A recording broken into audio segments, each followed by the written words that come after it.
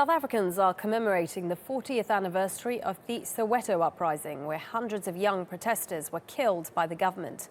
In 1976, at least 10,000 students in Johannesburg's Soweto township protested against the introduction of Afrikaans as a teaching language in black schools.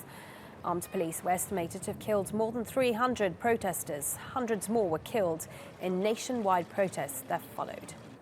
Let's get more on this and speak to Frank Charnas, who is in Tel Aviv. He's a South African political consultant and expert on sub-Saharan Africa. Frank, really good of you to join us today. I touched on what the Soweto uprising was, but I wonder if you could give us a bit more detail. What exactly happened 40 years ago?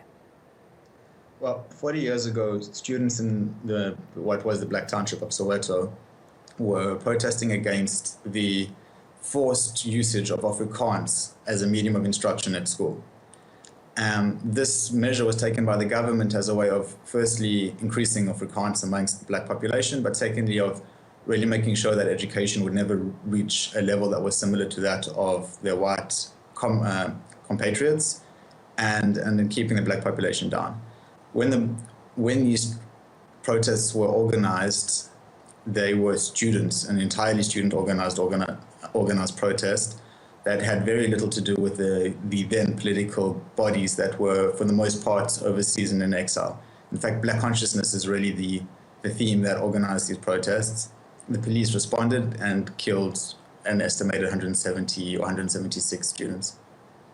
Well, what do you think the legacy of that uprising is now, 40 years later? This is a very key moment in South Africa's history. It represents the rebirth of the anti-apartheid movement. It pushed the anti-apartheid movement into the world spectrum, into the world stage, where it hadn't really been before.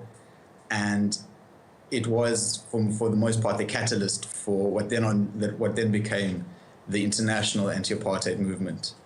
40 years later, we see that while things have not necessarily changed economically, politically, there's equality, there's the right to vote, the right of assembly, the right of freedom of expression. So politically, there's equality, and that equality has a lot to do with the events of June 16th, 1976. At the moment today in South Africa, there is very much a political movement being led by students going on, and some are saying it's very similar to that Soweto uprising. Do you think that's the case? There are certainly similarities in that it's a student-led organization and that it's the youth that are once again being the vocal anti-establishment voice. South Africa today also has many things that are in some ways similar to apartheid, in that 60 to 65% of the wealth of the country is held in the hands of only 10% of the population, or 2/3 of the youth, which is between 15 and 34, are still unemployed. So while apartheid has ended as a political system, for many it hasn't ended as an economic system.